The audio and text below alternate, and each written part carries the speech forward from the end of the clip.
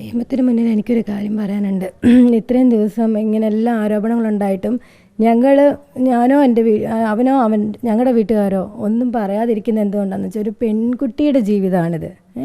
ഇത്രയും കള്ളത്തരങ്ങൾ ഇവിടെ പറഞ്ഞുണ്ടാക്കിയിട്ടും ഞങ്ങൾ പ്രതികരിക്കാതിരുന്നത് ഈ നിമിഷം വരെ ഞങ്ങൾ പ്രതികരിക്കാതെയും പറയാതെ ഇരുന്നത് എന്തുകൊണ്ടെന്ന് വെച്ചാൽ ഒരു പെൺകുട്ടിയുടെ ജീവിതമാണ്. കാരണം ഇത്രയും സത്യങ്ങൾ വെളിപ്പെട്ട് ഇതിപ്പം നമ്മൾ ഇവിടെ മൊബൈൽ നമ്പർ നമ്മൾ ട്രാക്ക് ചെയ്ത് കഴിഞ്ഞിട്ടുണ്ടെങ്കിൽ ഈ നാടിന് മുന്നിൽ, ഈ ലോകത്തിന് മുന്നിൽ അവൾ നാണം കെടും. അപ്പോൾ അതുകൊണ്ടാണ് ഞങ്ങൾ ഇത്രയും ദിവസം പറയാതിരുന്നത്. ഇപ്പം അവൻ പോലും ഈ സ്റ്റേഷനിൽ പോയിട്ട് പരാതി കൊടുത്തപ്പോഴും ഞാൻ പറഞ്ഞു, രാഹുൽ നീ ഉള്ള കാര്യം പറഞ്ഞു, നീ എന്തുകൊണ്ടാണത് ഇത്രയും സംഭവങ്ങൾ ഇവിടെ ഉണ്ടെന്ന് പറഞ്ഞല്ലോ, ഇവൻ ഇത്രയും ഉപദ്രവിച്ചു മർദ്ദിച്ചു, അതെന്തുകൊണ്ടാണെന്നുള്ളത് മറ്റുള്ളവർ അറിയണം. കാരണം ഇത്രയും ഫേസ്ബുക്കിൽ എല്ലാ മീഡിയയിലടക്കം അവനെ ഇത്രയും ക്രൂരായിട്ട് ചെയ്തു. അപ്പോൾ അതെന്തുകൊണ്ട് അവൻ ചെയ്തു? വെറും ഒരു മദ്യപിച്ചതിൻ്റെ പേരിലല്ല ചെയ്തത്. മദ്യപിച്ചത് രണ്ടുപേരും കൂടെ പോയിട്ടാണ്. അന്ന് ഈ കല്യാണ വീട്ടിൽ പോയിട്ട് മദ്യപിച്ചു രണ്ടുപേരും കൂടെ. അതുപോലെ തന്നെ അവൾക്ക് സിഗരറ്റ് വലിക്കുന്നതുണ്ട്. അത് 2-3 വട്ടം അവൻ്റെ മുന്നിൽ നിന്ന് തന്നെ അവൻ വലിച്ച സിഗരറ്റ് മേടിച്ചിട്ട് അവൾ വലിച്ചു. അപ്പം ഇതിന് മുന്നേ തന്നെ ഞങ്ങളുടെ കൂടെ തൃശ്ശൂർ പൂരത്തിന് അവൾ വന്നിട്ടുണ്ടായിരുന്നു. അത് ഈ കല്യാണം ഓക്കെയാണ് ഇവിടെ നടത്താം. അതെന്ന് പറഞ്ഞാൽ ഇതിന് പറഞ്ഞല്ലോ, കല്യാണം ഇവന് ആദ്യം ഒന്ന് നമ്മൾ നിശ്ചയം നടത്തി. അപ്പോൾ അത് രജിസ്റ്റർ മാരേജ് വരെ ചെയ്ത കാരണം അവന് കൊണ്ടുപോകണം. അതുകൊണ്ടാണ് രജിസ്റ്റർ മാരേജ് ചെയ്തത്. കാരണം നിയമപരമായിട്ട് ഭാര്യയായിട്ട് അംഗീകരിച്ചിട്ടാണല്ലോ നമുക്ക് അവളെ കൊണ്ടുപോകാൻ പറ്റുള്ളൂ. അപ്പോൾ അവൾക്ക് ജർമ്മനിയിൽ അവളെ കൊണ്ടുപോകണം എന്നുള്ള രീതിയിലാണ് രജിസ്റ്റർ മാരേജ് ഞങ്ങൾ നടത്തുന്നത്. അല്ലാതെ ഒരു വിവാഹ തട്ടിപ്പായിട്ടല്ലായിരുന്നു.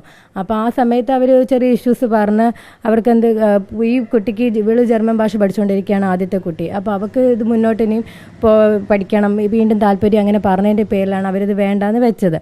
അപ്പം ആ ഒരു ഡിപ്രഷനിലായിരുന്നു എൻ്റെ അനിയൻ. അപ്പോൾ ഇത്രയും കാരണം 1 മാസം ഗ്യാപ്പേ ഉള്ളായിരുന്നു. മെയ് 5-നാണ് നമ്മൾ വിവാഹം ഉറപ്പിച്ചത്. അപ്പോൾ അതിന് മുന്നേ മാസമാണ്, കറക്റ്റ് 1 മാസം മുന്നെയാണ് അവരിത് വേണ്ടാന്ന് പറയുന്നത്. അപ്പം നമ്മൾ ഈ പറഞ്ഞ പോലെ ഇവിടെ ലെറ്ററും എല്ലാം അടിച്ചു വിളിക്കാൻ തുടങ്ങുന്ന ഒരു ടൈമിലാണ് ഇങ്ങനെ വേണ്ടാന്ന് അവർ ക്യാൻസൽ ചെയ്യുന്നത്. അപ്പോഴത്തേന് അവനും ഭയങ്കര ഒരു വിഷമം. കാരണം അവിടെ ഈ പറഞ്ഞ പോലെ ഇവിടെ ഈ ആദ്യത്തെ കുട്ടിയുടേതെല്ലാം അവൻ്റെ ഇതിലെല്ലാം കയറ്റി കഴിഞ്ഞു. അവളെ കൊണ്ടുപോകാനുള്ളത് വരെ പാസ്പോർട്ട് റെഡിയാക്കി, വിസ ശരിയാക്കി. അപ്പോൾ എല്ലാം വേണ്ടിയതെല്ലാം ചെയ്തു കഴിഞ്ഞപ്പം ഇത്രയും കല്യാണം മുടങ്ങുമെന്ന് പറയുമ്പം അറിയാലോ, ഒരു മാനസികമായിട്ട് നമ്മളെല്ലാവരും തകർന്നു പോരുന്ന സംഭവമാണ്. അപ്പോൾ അങ്ങനെ വന്ന സമയത്താണ് ഈ കുട്ടി ഇപ്പം ഈ പെൺകുട്ടീനെയും ഇവളെയും എല്ലാം ഒരുമിച്ചാണ് പെണ്ണ് കാണാൻ പോകുന്നത്. ഈ 7 മാസം മുന്നേ ഇവൻ ഇതിൻ്റെ ആദ്യത്തെ വരവിൽ എല്ലാവരും കൂടെ ഒന്നിച്ചാണ് ഈ കോട്ടയത്തതും എറണാകുളത്തതും എല്ലാം പെണ്ണ് കണ്ടത്. ഈ കുട്ടീനെ കണ്ടതിന് ശേഷമാണ് ഈ 2ാമത് തൊടുപുഴയിലുള്ള കുട്ടീനെ കാണാൻ പോകുന്നത്. അപ്പോൾ ഇവളെ വേണ്ട എന്ന് വെച്ചിട്ട് അമ്മയ്ക്ക് എന്തോ ഒരു ഇഷ്ടക്കുറവ് തോന്നി, അവനും ഇഷ്ടക്കുറവ് തോന്നി 2 പേർക്കും. അപ്പോൾ വേറെ ഉണ്ട്, മാട്രിമോണി വഴിയാണ് ഇവനെല്ലാം കണ്ടത്. കാരണം ഇവന് കൊണ്ടുപോകണം, അപ്പോൾ വിദ്യാഭ്യാസവും അതിന് തക്ക ഉള്ളൊരിതുണ്ടാവണം എന്നുള്ളൊരു ആഗ്രഹം ഉണ്ടായിരുന്നു. കാരണം അവിടെ കൊണ്ടൊരു ജോലി കൊടുക്കണം എന്നുണ്ടെങ്കിൽ അതിന് തക്ക ഒരു വിദ്യാഭ്യാസം വേണമല്ലോ. അപ്പോൾ എന്തായാലും അതിന് വേണ്ടിയിട്ടാണ് മാട്രിമോണി വഴി നമ്മൾ നോക്കിയത്.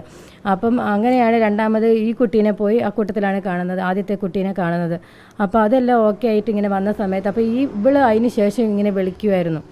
ഇവൻ്റെ കൂടെ പോയ ഫ്രണ്ട്സിൻ്റെ നമ്പരെല്ലാം മേടിച്ചിട്ട് അവരോട് നിരന്തരം ഇങ്ങനെ പറയും, രാഹുലിനോട് പറയണം, രാഹുലിനോട് പ്രഷർ ചുരത്തണം, എനിക്ക് അവനെ രാഹുലിനെ കിട്ടണം എന്ന് പറഞ്ഞ് ഇവളിങ്ങനെ നിരന്തരം വിളിക്കുന്നുണ്ട്, അവരോട് സംസാരിക്കുന്നുമുണ്ട്.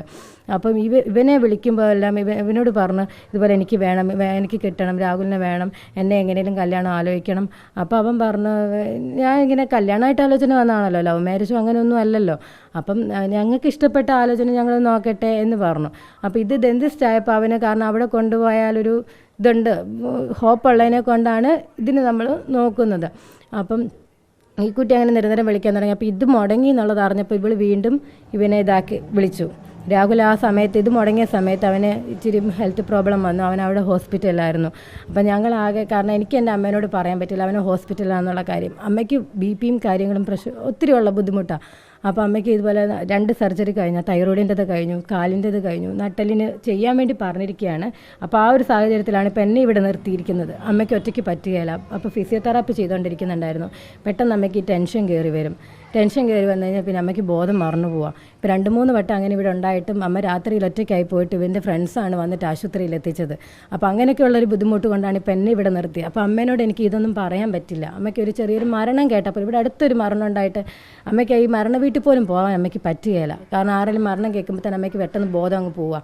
അങ്ങനെ ഒരു ബുദ്ധിമുട്ടുള്ളതിനെ കൊണ്ട് എനിക്ക് മോൻ്റെ ഇങ്ങനെ ആശുപത്രി കിടക്കാമെന്ന് എനിക്ക് പറയാൻ പറ്റുമോ? അടുത്തുണ്ടെങ്കിൽ നമുക്കൊന്ന് പോയി കാണാം, അല്ല അമ്മേനെ കൊണ്ട് കാണിക്കാം. ഇത് ജർമ്മനി കിടക്കുന്ന ഒരാളെ നമുക്ക് കൊണ്ടുപോയി കാണിക്കാൻ പറ്റില്ല. അപ്പോൾ അവൻ അങ്ങനെ ഒരു 2 ആഴ്ച ഹോസ്പിറ്റലിൽ കിടന്നു. ആ 2 ആഴ്ച ഹോസ്പിറ്റലിൽ കിടന്ന് ഡിസ്ചാർജ് ചെയ്തിട്ടാണ് അവൻ ഇങ്ങോട്ട് വരുന്നത്. അപ്പം ഞാൻ പറഞ്ഞു ഇങ്ങോട്ട് വാ, ഇവിടെ വന്നിട്ട്, കാരണം ഒറ്റയ്ക്ക് നിൽക്കുമ്പോൾ ആണെങ്കിലും ഇവന് കൂടുതൽ മാനസികമായിട്ടൊരിതാവും. അപ്പോൾ ഇങ്ങോട്ട് വരാൻ പറഞ്ഞിട്ട് ഞങ്ങൾ അങ്ങനെ ഇവിടെ വരുത്തിച്ചതാണ്. ഇവിടെ വരുത്തിച്ചതിന് ശേഷം ഇവൾ വീണ്ടും ഇവനെ കോൺടാക്റ്റ് ചെയ്തു. ഫ്രണ്ട്സിന് വഴിയിട്ട് ഇവനെ കോൺടാക്റ്റ് ചെയ്തിട്ട് പറഞ്ഞു എനിക്ക് മുടങ്ങിയതെല്ലാം അറിയാം, എനിക്ക് താല്പര്യമുണ്ട്, ആ കല്യാണത്തിന് ആ സമയത്തിലേക്ക് നമുക്ക് നടത്താം, ഞാൻ സമ്മതമാണ് എന്നൊക്കെ പറഞ്ഞിട്ടാണ് ഇവൾ വിളിച്ചു തുടങ്ങിയപ്പോഴാണ് പിന്നെ അവൻ അതിനെപ്പറ്റി ചിന്തിച്ചത്. കാരണം നാട്ടുകാർ മുന്നിൽ നമ്മുടെ കല്യാണം ഇത്രയായി നിൽക്കുന്നു, അവിടെ നിർബന്ധത്തെ തുടർന്നത്. കാരണം അതിനുള്ള തെളിവുകളെല്ലാം ഈ കൂട്ടുകാരുടെ കയ്യിലുണ്ട്. അവരുടെ ഫോണിലേക്കെല്ലാം നിരന്തരം മെസ്സേജ് അയക്കുകയും ഇവന് വാട്സപ്പിലും അതിലേക്കാണ് ഞാൻ വരുന്നത്. അപ്പം ഇതൊന്ന് പറഞ്ഞോട്ടെ. അപ്പം അങ്ങനെയുള്ള സംഭവങ്ങളെല്ലാം ഉണ്ടായിട്ടുണ്ട്. അപ്പം ഇവിടെ ഇവള് പറയുന്നുണ്ടല്ലോ ഞങ്ങളായിട്ട് രണ്ടാമത് ചെന്ന, ഒരിക്കലുമല്ല.